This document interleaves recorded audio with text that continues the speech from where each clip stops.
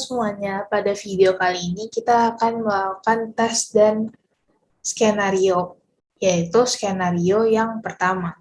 Nah, pada skenario pertama ini kita akan mendaftarkan pasien, membuat appointment, lalu membuat resep, dan juga membayar resep tersebut.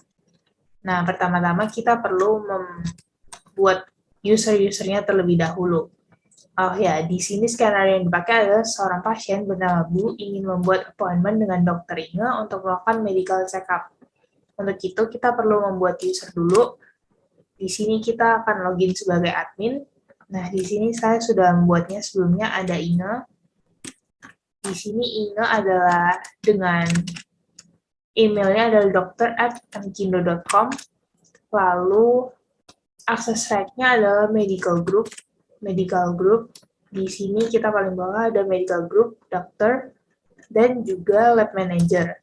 Lalu dia juga akan memegang accounting, invoicing, accounting, billing. Nah, kemudian kita lanjut ke Maudi, resepsionis. Di sini Maudi mempunyai email adalah receptionist@mkindo.com.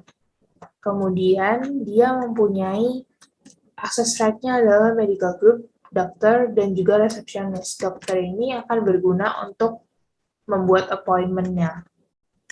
Oke, kemudian kita akan lanjut mendaftarkan Inge menjadi physician-nya. Kita akan menggunakan menu hospital management, lalu ke bagian configuration, ke bagian physicians. Nah, di sini jika menu ini tidak muncul, Anda perlu untuk menyalakan developer mode terlebih dahulu. Oke, setelah itu, kita bisa langsung, di sini saya sudah mendaftarkan sebelumnya, tapi kita ulang lagi. Di sini Anda bisa menekan tombol create, lalu kita pilih physician-nya adalah Inge. Lalu tinggal ID-nya kalau mau diisi juga boleh, nah tapi saya akan mengosongkan saja, kemudian klik save. Hasilnya akan menjadi seperti yang sudah saya buat sebelumnya, yaitu seperti ini. Oke, setelah buat physician, kita akan membuat produk yang namanya adalah medical check-up. Kita akan masuk ke bagian purchase, lalu kita ke bagian produk. Di sini kita produk, kemudian kita create produknya. Kita namakan produknya adalah medical check-up. Lalu can be purchase-nya kita antik. Kemudian product type-nya adalah service. Lalu price-nya adalah 50.000. Jadi kita masukkan 50.000. Customer tax-nya anggap saja tidak ada. Selesai, setelah itu kita langsung bisa klik save.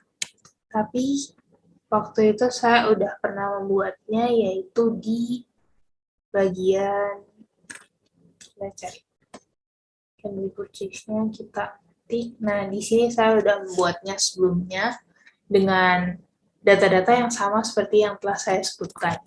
Oke, setelah itu kita akan melakukan skenario-nya. Yang pertama, kita akan mendaftarkan pasiennya terlebih dahulu. Di sini kita akan login sebagai resepsionis, yaitu Maudi. Kita login dulu di Windows lainnya. Kita akan login menjadi resepsionis @mkindo.com. Masukkan password-nya, lalu kita login. Ini supaya tidak menunggu, nanti kita juga perlu login sebagai dokter. Oleh karena itu, kita bisa login dulu, dokter@mkindo.com, admin.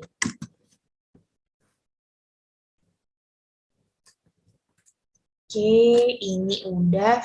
Nah, di sini kita bisa masuk ke bagian hospital management. Oke. Ini kita login sebagai Maudi. Kita buka menu hospital management, kemudian tekan tombol create untuk mendaftarkan pasiennya. Kita create. Patient name-nya kita isi dengan Bu. Sebelumnya juga saya udah mendaftarkan, tapi kita masukkan lagi. Bu, date of birth-nya adalah 22 Februari 2002. Kita pilih 2002 Februari, lalu pilih tanggal 22. seksnya adalah female. Nah, kemudian Anda bisa langsung klik save saja untuk membuat pasiennya. Nah, karena sebelumnya saya udah mendaftarkan pasiennya, jadi kita tidak perlu save yang ini. Ini adalah pasien yang telah saya daftarkan. Oke, kemudian kita bisa lanjut. Setelah itu kita akan membuat appointment. Nah, di sini kita akan login sebagai resepsionis juga. Kita masuk ke menu appointments, kemudian kita create appointment-nya. Di sini pasiennya bernama Bu, kemudian physician-nya adalah Inge, lalu appointment date-nya kita bikin tanggal 30, kemudian jam 1 siang, 1.00, dan juga 00. Lalu appointment end-nya kita isi menjadi tanggal 30. Anggap saja appointment-nya akan berlangsung selama 1 jam. Jadi jam 2 harusnya udah selesai, 14.00. Nah, outpatient, pasien statusnya, invoice action-nya kita tidak centang. Lalu consultation service-nya adalah medical check-up. Di sini kita klik yang medical check-up. Kemudian kita klik save. Kita save, nah ini hasilnya.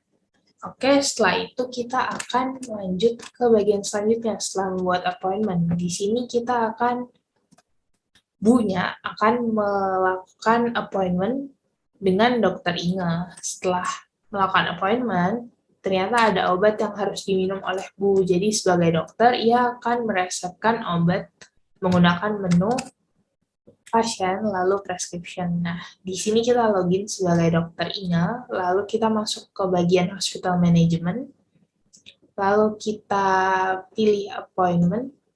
Nah, di sini kita akan melihat appointment yang udah dibuat sebelumnya. Oke, setelah itu kita akan melakukan appointment-nya dengan cara